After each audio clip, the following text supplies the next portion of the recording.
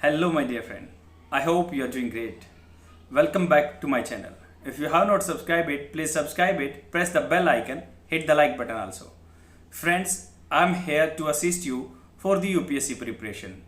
Whatever I am providing here, that is the precise study for the UPSC and all the state PCS examination. Friends, do not worry about the preparation because whatever I am providing here, that is the data from the prominent institution. I am providing all the data within the free amount here. Come along with me and reach up to the zenith of your career. Okay friends, let's get started. Today questions. Today I will talk about the 19th video of the geography question. ये video Hindi and English में रहेगी. Start करते हैं. Consider the following pairs दिए हुए हैं. First है island, second है लोकेशन. कौन सा आइलैंड कहाँ पे है? आइलैंड खादिर जैन के में है. सागर वेस्ट बंगाल में. मंजुली असम में. चार चिनार उत्तराखंड में. कौन सा स्टेटमेंट करेक्ट मैच है? आप अपना आंसर मार्क कीजिए. और फ्रेंड्स साथ के साथ अटैम्प्ट करते चलोगे तो आपको इजी रहेगा. आगे अपने एग्जामिनेशन में कोई इशू नहीं रहेगा. आप कॉन्फिडेंट रहोगे, अच्छे से एग्ज़ाम को निकाल ले जाओगे. ए है फर्स्ट एंड सेकंड, बी है सेकंड एंड थर्ड, सी है फर्स्ट एंड थर्ड और डी है थर्ड एंड फोर्थ. तो इसका सॉल्यूशन बी है. एन आइलैंड क्या होता है? Island is a body of land surrounded by the water. They are smaller than the continents and formed by a variety of processes such as tectonic movements, sediment deposition and glacial retreat. First statement incorrectly match है. The island of the Khadir is small isolated island within the salt plains of the run of the Kutch. जो island Khadir का है, जो small isolated island है within the salt plains of the Rann of the Kutch. Rann of Kutch में small island है, गुजरात में है ये. और Dholavira the site of the world famous Harappan civilisation is located deep inside the island of the Khadir. तो धोलावीरा इस आइलैंड में जो हरप्पन सिविलाइजेशन की फेमस हेरिटेज है तो वो खादिर में ही है. सेकेंड स्टेटमेंट करेक्टली मैच है. The Sagar island is the southernmost part of the waste Bengal is a religious spot for the Hindu pilgrims. Popularly known as the Ganga Sagar बोलते हैं. It sites at the confluence of the Ganga and the bay of Bengal. Ganga और bay of Bengal के Confluence से पानी मिलता है. Every year around the Makar Sankranti celebrated in January. Ganga Sagar Mela one of the largest religious gathering in the country is held here. एक मेला लगता है जनवरी के मंथ में जो मकर संक्रांति के अवसर पर लगता है. यहाँ पे गंगा सागर बोलते हैं उसको. And third statement correctly match है. The Majuli is the biggest riverine island in the world which is located on the Brahmaputra river in the state of Assam. This island is formed by the river Subansiri in the north and the river Brahmaputra in the south. तो ये जो river है सुबानसरी north में और south में ब्रह्मपुत्र है इसके. Fourth statement incorrect match है. Char Chinar also sometimes known as the Char Chinari, रोपा लैंक और रूपा लैंक बोलते हैं इसको. Is an island of the Dal lake. Srinagar में जो डल लेक है उसका ही आइलैंड है ये रूपा लैंक, चार Chinari. The island of the is marked with the presence of the majestic Chinar trees at the four corner. चार किनारों पे पेड़ हैं, दस known as the Char Chinari. Murad Bakhsh brother of the Mughal emperor Aurangzeb constructed the Rupa Lank. Murad Bakhsh ने ये बनाया था जो औरंगजेब के भाई थे. नेक्स्ट क्वेश्चन पे चलते हैं.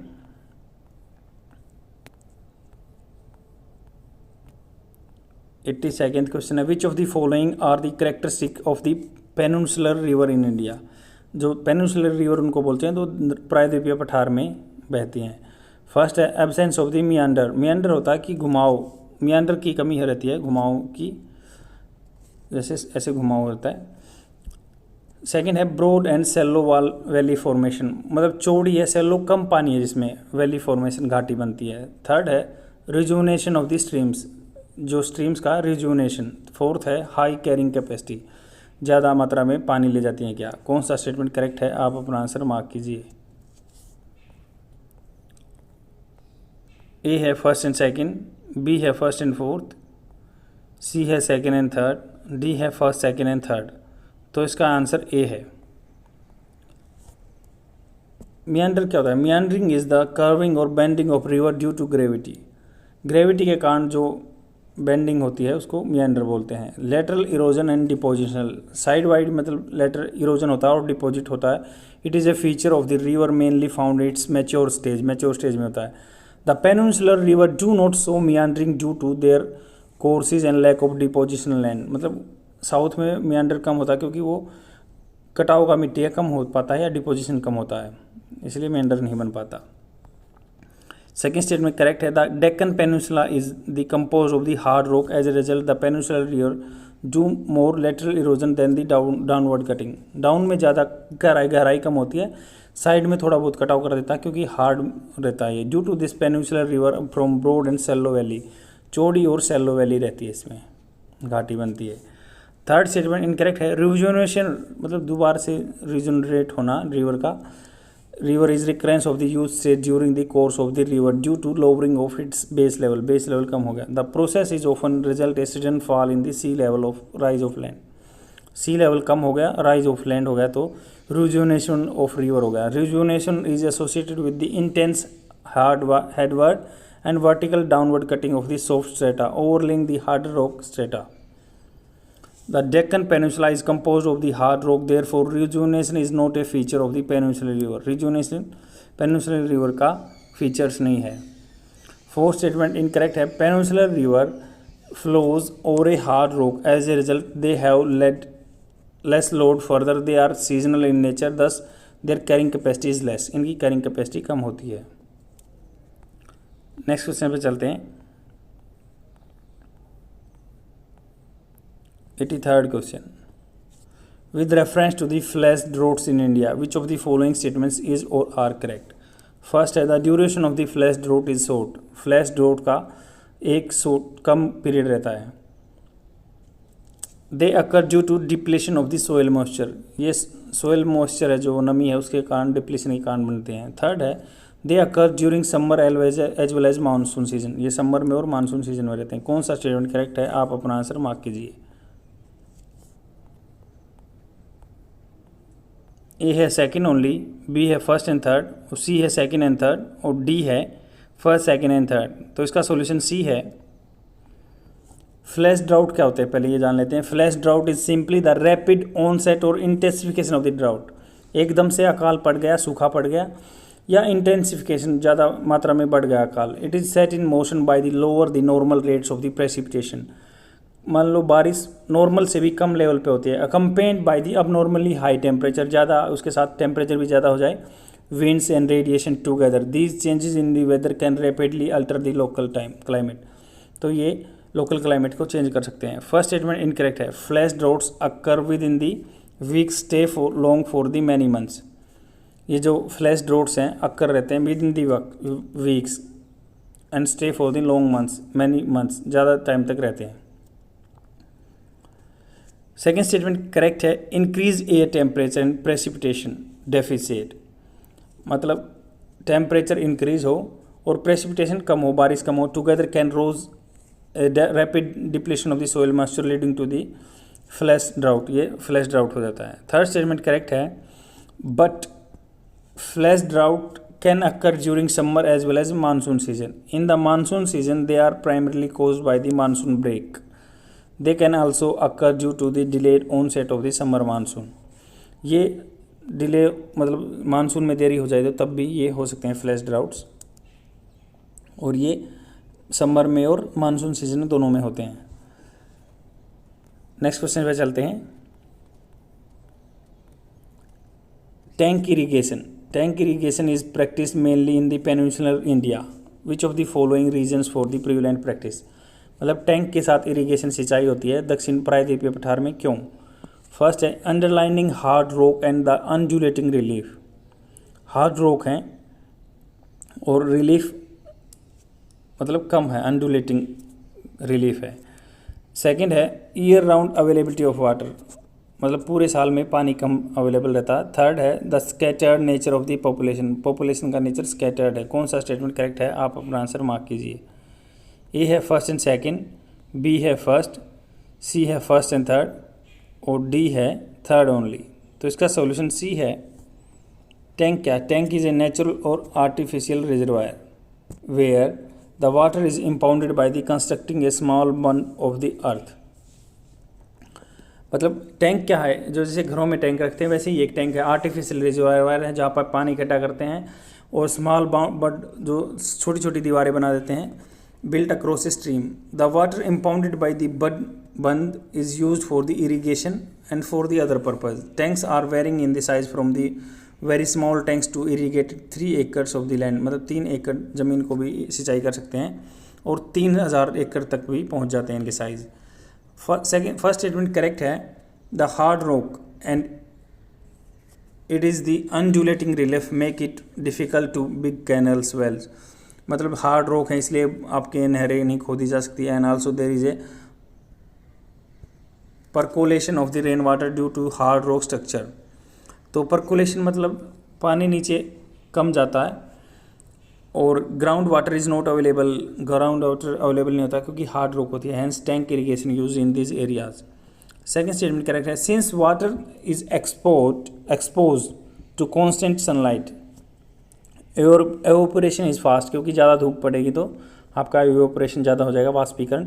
As a result of that which dries out during the long summer month. It is not available in all season for irrigation. This is a major drawback of the tank irrigation. यह major drawback है tank irrigation का। Third statement correct है। The scattered nature of the population and agriculture also favour it. Even an individual farmer can have his own tank. Also, most of the rivers in the peninsular India are seasonal and dry up in the summer season. Therefore, they cannot supply water to the canals throughout the year. ये पूरे साल इसमें water supply नहीं कर पाती हैं। Next question पे चलते हैं।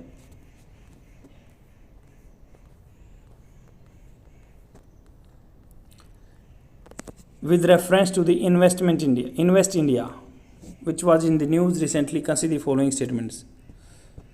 इसका first statement, it was set up jointly by the government of India and the industry association. Second है, ministry of commerce and industry is the chairperson of the board of the directors of the investment India. Third है, it promotes investment in India from both domestic and international investor. तो कौन सा statement correct है, आप अपना answer mark कीजिए। A है first only, B है फर्स्ट एंड थर्ड, सी है सेकेंड एंड थर्ड और डी है फर्स्ट सेकेंड एंड थर्ड। तो इसका सॉल्यूशन बी है। United nation council of trade and development UNCTAD has declare investment India as the winner of the 2020 united nation investment promotion award. Invest India is the non profit और venture under the department for the promotion of industry and internal trade, ministry of commerce and industry, government of India. मतलब ministry of commerce and industry के अंदर आता है ये और उसके अंदर डिपार्टमेंट है department of promotion of industry and internal trade. First statement correct है। Investment India formed in the 2009 under the section 25 of the companies act 1956 for the promotion of the foreign investment. The current share holding pattern investment India is 51% of the industry association, 70% each of ICCI, NCII and NESCOM and the remaining 49 of the central and 19 state government। तो ये जो current share holding pattern है क्या है, 51% of the industry association है, 17% of the FICCI, NCI and NESCOM और 49% जो remaining है वो सेंट्रल एंड 19% स्टेट गवर्नमेंट का शेयर रहता है इसमें। सेकेंड स्टेटमेंट इनकरेक्ट है। Department of promotion of industry and internal trade conducts regular review of the performance of the invest India. For the board of the director meetings are chaired by the secretary department for promotion of industry and internal trade. जो department of promotion of industry and internal trade है conducts regular review of the performance of the investment India. तो department of promotion of industry बार बार check करता रहता है कहाँ तक क्या इंप्रूवमेंट हुआ परफॉर्मेंस में। For the board of directors meeting are chair by the secretary and department of promotion of industry and internal trades. तो बोर्ड ऑफ डायरेक्टर जो चेयर करते हैं ये सेक्रेटरी रहते हैं, सेक्रेटरी जो IAS ऑफिसर पोस्टिंग रहते हैं। थर्ड स्टेटमेंट करेक्ट है। Investment India is the national investment promotion and facilitation agency that helps investor looking for the investment opportunity and option in India act as the first point of the reference for the investment in India. Thus, it promotes investment in India from both domestic and international investment in various sectors in different states as per the interest of the investor. तो ये क्या है, investment in India for both domestic and international investment, जो यहाँ पे पैसा invest करने वाले हैं या बाहर की पैसा इन्वेस्ट करने वाले हैं, डिपेंड करता है कि इंटरेस्ट किस में है उस इन्वेस्टर का पैसे डिपॉजिट करने का। नेक्स्ट क्वेश्चन पे चलते हैं।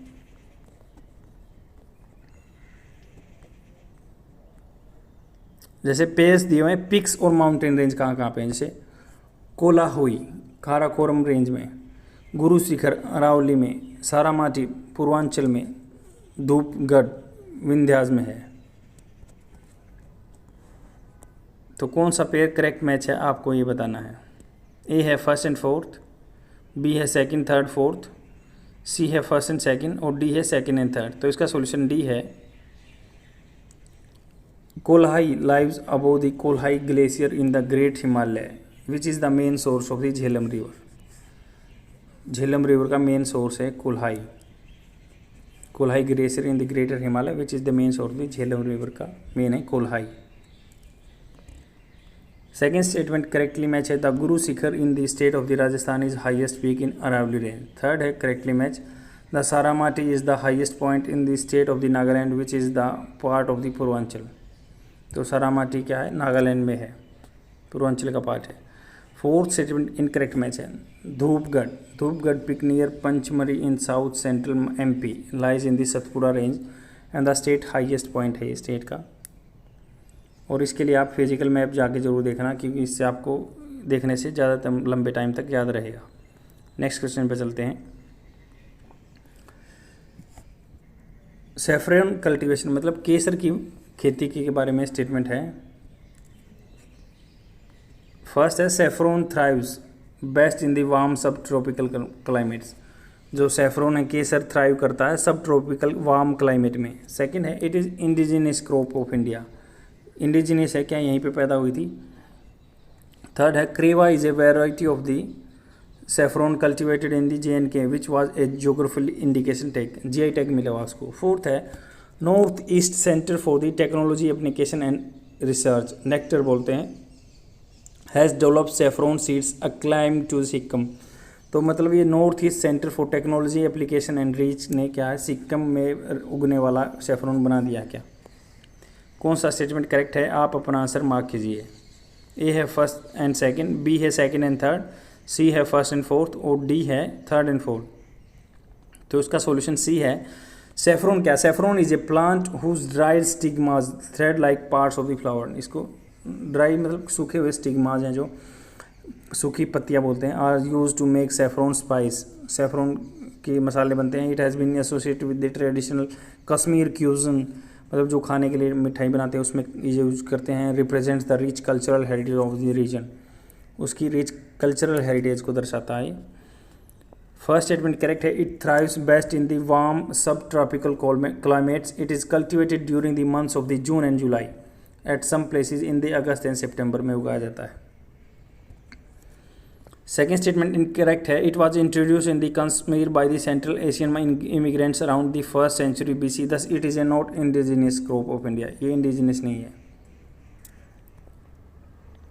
ये सेंट्रल एशियन जो इमिग्रेंट्स हैं वो लेके आए थे कश्मीर में।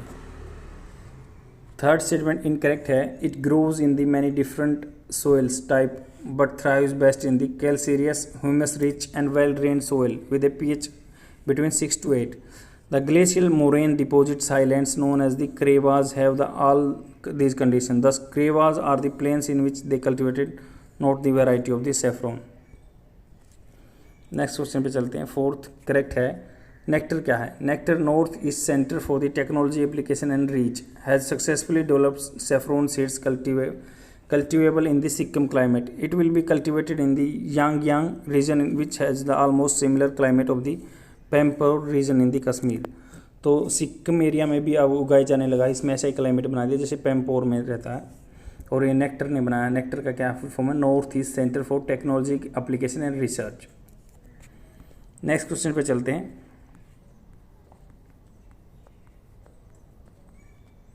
The historically important Dholi Hills are located on the banks of this river. The Kalinga War was led to the destruction of the Kalinga kingdom, was fought on the banks of it. On the banks of this river, Asokan rocks edicts numbering 1st to 10th and 14th are found. Which of the following river is described in this passage? इस passage में जो बताएगा धोली क्या कौन सी river का क्या नाम है, धोली हिल्स में जो बहती है, अशोका एडिक्स पाए जाते हैं वहाँ पे। तो ए है मालगुनी नदी, बी है ऋषिकुल्या नदी, सी है इंद्रावती नदी, डी है दया नदी। तो इसका डी आंसर करेक्ट है, दया नदी। दया रिवर क्या है? Daya river acts as a branch of the Kuakhai river in the Saradeipur Orissa. It is joined by the Malaguni river before emptying into north east corner of the Chilka lake. The historically important Dholi hills are located on the banks of the Daya river. Dholi is the small hillock rising conspicuously on the southern bank of the river Daya in the midst of the green fields.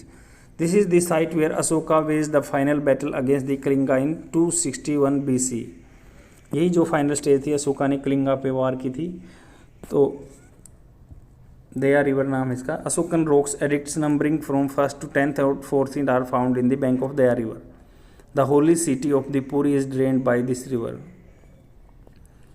Next question पे चलते हैं। With reference to the Motihari Amlekhganj pipeline, उसके बारे में statement कौन सी incorrect है वो हमें बताना। फर्स्ट है, it is the first transitional pipeline from the India and also from the first South Asian pipeline corridor. Second है, it will ensure cost effective and environment friendly supply of the petroleum products of to the Bhutan. तो ये cost effective या environment friendly supply करता है petroleum product की to the Bhutan. कौन सा statement correct है, आप अपना आंसर मार्क कीजिए। ए है फर्स्ट ओनली, बी है सेकंड ओनली, सी है दोनों फर्स्ट एंड सेकंड, और डी है नाइदर वन नो टू। तो इसका सॉल्यूशन बी है। स्टेटमेंट 1 करेक्ट है।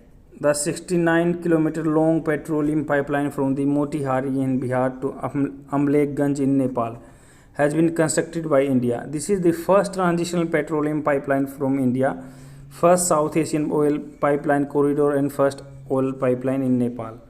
तो ये अम्बलेखगंज बिहार से लेकर नेपाल तक पहुंचाई गई है। मोतीहारी बेजान अम्बलेखगंज नेपाल में है। तो सेकेंड स्टेटमेंट इनकरेक्ट है इसका answer. India and Nepal have the successfully concluded the testing transfer of the Motihari Amlekganj oil pipeline. It will ensure smooth, cost-effective, environment-friendly supply of the petroleum products to Nepal. It has a capacity of 2 million metric ton per annum. Will provide cleaner petroleum products at the affordable rates to the people of Nepal. Nepal के आदमियों को affordable rate में petroleum products पहुंचाएगी। Next question है, with reference to the eastern dedicated freight corridor which was in the news recently, consider the following statements. First है, the project is being built with the help of the loan from the world bank. तो project build किया गया था with the help of the loan from the world bank के। Second है, even private freight trains are allowed to operate in this corridor. Private freight corridor जो सामान होती हैं वो ट्रेन अलाउ की गई हैं कॉरिडोर में। It passes through the 6 state से जाता है। कौन सा स्टेटमेंट करेक्ट है, आप अपना आंसर मार्क कीजिए। ए है फर्स्ट एंड सेकंड, बी है सेकंड एंड थर्ड, सी है फर्स्ट एंड थर्ड, और डी है फर्स्ट सेकंड एंड थर्ड। तो इसका करेक्ट आंसर डी है। पीएम प्राइम मिनिस्टर ने इनोग्रेट किया था new Bhaupur and new Khurja section of the eastern dedicated freight corridor. Operation control OCC बोलते हैं, operation control centre at Prayagraj, Allahabad में सेंटर इसका। तो न्यू भावपुर और new Khurja section of the eastern dedicated freight Corridor. It is being constructed by the Dedicated Freight Corridor of the India Private Limited that has been set up as a special purpose vehicle to build and operate dedicated freight corridor. Due to this, the speed of the freight train also would increase 3 times and would able to carry double and volume of the goods. First statement correct है। The entire EDFC is being built with the loan from the World Bank except from the last portion between Bihar and West Bengal. The last remaining portion of the corridor between Sona Nagar and Dankhuni is the best be constructed in the public private partnership model, PP model में use बनाया गया है। The EDFC जो Eastern Dedicated Flight Corridor has got green signal from the railway to allow private freight trains in this corridor जाते हैं। जो EDFC start from the Sahnewal near Ludhiana Punjab, it will pass through the state of Haryana, UP, Bihar, Jharkhand to terminate Dankuni in the waste Bengal. West Bengal में होता है। और ये आपका हिंदी में आंसर प्रोवाइड किया हुआ है।